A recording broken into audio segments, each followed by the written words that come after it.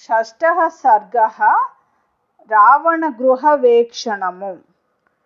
सनिकामं विमानेषु विषण्णः कामरूपधृत् विचचार पुनर्लङ्कां लाघवेन समन्वितः। आससादाध लक्ष्मीवान् रक्षसेन्द्रनिवेशनं प्राकारेणार्कवर्णेन भास्वरेणाभिसंवृतं रक्षितं राक्षसैर्घोरैः सिंहैरिव महाध्वनं समीक्षमाणो भवनं चकासे कपिकुञ्जरः।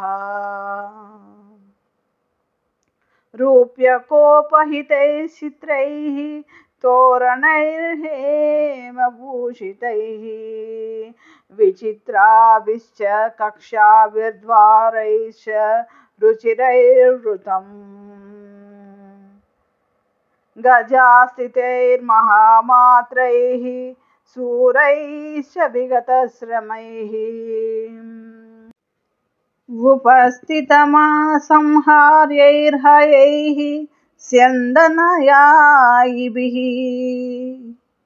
सिंहव्याघ्रतनुत्राणैर्दान्तकाञ्चनराजतैः घोषवद्भिर्विचित्रैश्च सदा विचरितं रथैः बहुरत्नसमाकीर्णं परार्ध्यासनभाजनं महारथसमावासं महारथमहाश्वनं दृश्यैश्च परमोदारैस्तैश्च मृगपक्षिभिः विविधैर्बहुसाहस्रैः परिपूर्णं समन्ततः विनीतैरन्तपालैश्च रक्षोभिश्च सुरक्षितं मुख्याभिश्च वरस्त्रीभिः परिपूर्णं समन्ततः मुदितप्रमदारत्नं राक्षसेन्द्रनिवेशनं वराभरणसंह्रादैः समुद्रस्वननिःस्वनम् तद्राजगुणसम्पन्नं मुख्यैश्चागरुचन्दनैः महाजनैः समाकीर्णं सिंहैरिव महाध्वनम् भेरीमृदङ्गाभिरुतं शङ्खघोषनिनादितं नित्यार्चितं पर्वहुतं पूजितं राक्षसैः सदा समुद्रमिव गम्भीरं समुद्रमिव निःस्वनं महात्मनो महाद्वेष्म महारत्नपरिच्छदम् महारत्नसमाकीर्णं ददर्श स महाकपिः विराजमानं वपुषा गजास्वरथसंकुलम् लङ्काभरणमित्येव सोऽमन्यत महाकपिः चचार हनुमांस्तत्र रावणस्य समीपतः गृहाद् गृहं राक्षसानामुद्यानानि च वानरः वीक्षमाणो ह्यसन्त्रस्तः प्रासादांश्च चचारसः अवप्लुत्य महावेगः प्रहस्तस्य निवेशनं ततो अन्यत् पुप्लुवे वेस्म महापार्श्वस्य वीर्यवान् हतमेघप्रतीकाशं कुम्भकर्णनिवेशनं विभीषणस्य च तदा पुप्लुवे स महाकपिः।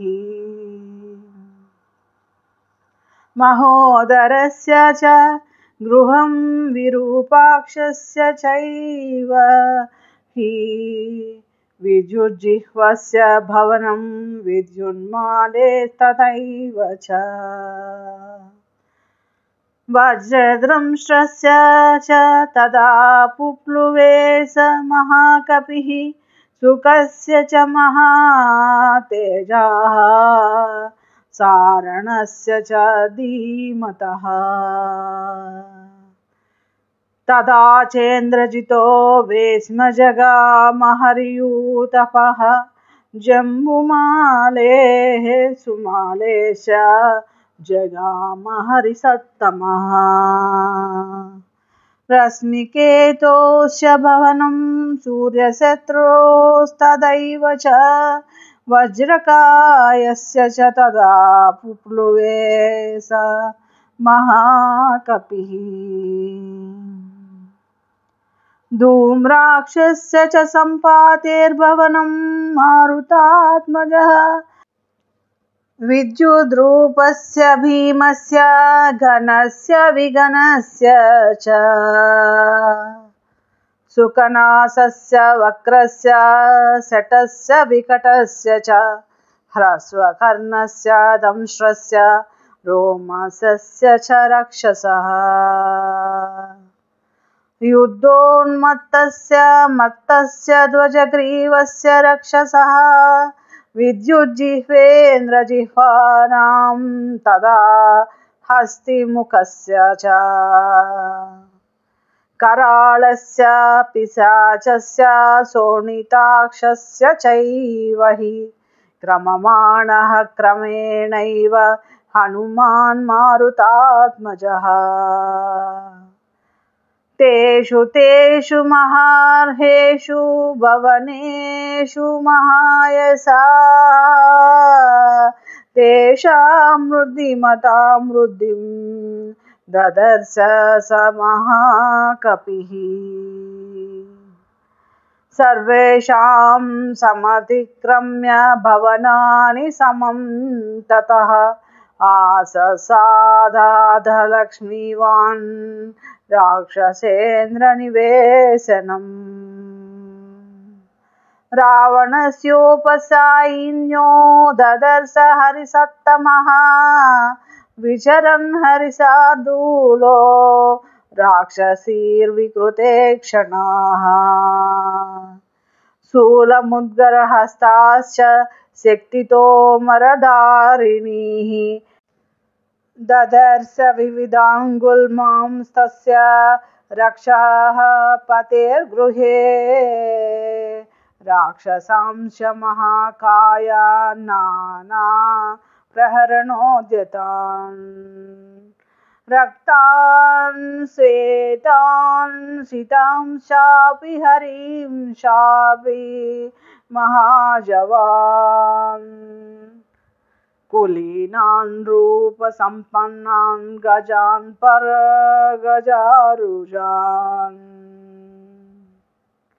निश्चिताङ्गजशिक्षायामैरावत समान्युधि निहन्त्रून् परसैन्यानां गृहे तस्मिन् ददर्श सः। क्षरतश्च यदा मेघान् स्रवतश्च यदा गिरीन् मेघस्तनितनिर्घोषान् दुर्दर्शान् समरे परैः सहस्रं वाहिनीस्तत्र जाम्बूनदपरिष्कृताः हेमजालपरिच्छन्नास्तरुणादित्यसन्निभाः ददर्श राक्षसेन्द्रस्य रावणस्य निवेशने शिबिका विविधाकाराः सा कपिर्मारुतात्मजः लतागृहाणि चित्राणि चित्रशालागृहाणि च क्रीडागृहाणि चान्यानि दारुपर्वतकानपि कामस्य गृहकं रम्यं दिवागृहकमेव च ददर्श राक्षसेन्द्रस्य रावणस्य निवेशने समन्दरगिरिप्रख्यं मयूरस्थानसंकुलम् ध्वजयष्टिभिराकीर्णं ददर्श भवनोत्तमम् अनेकरत्नसङ्कीर्णं निधिजालसमावृतम् धीरनिष्ठितकर्मां तं गृहं भूतपतेरिव अर्चिर्भिश्चाभिरत्नानां तेजसा रावणस्य च विरराजाथ तद्वेस्म रश्मिवानिव रश्मिभिः जाम्बूनदमयान्येव शयनान्यासनानि च भाजनानि च मुख्यानि ददर्श हरियूथपः मध्वासवकृतक्लेदं मणिभाजनसंकुलम् मनोरममसंवादं कुबेरभवनं यदा नूपुराणां च घोषेण काञ्चीनां निनदेन च मृदङ्गतलघोषैश्च घोषवद्भिर्विनादितं प्रासादसङ्गातयुतं स्त्रीरत्नशतसंकुलम् सुव्यूढकक्ष्यं हनुमान् प्रविवेश महागृहम् इत्यार्षे श्रीमद् रामायणे वाल्मीकिये आदिकाव्ये सुन्दरकाण्डे षष्ठमः सर्गः।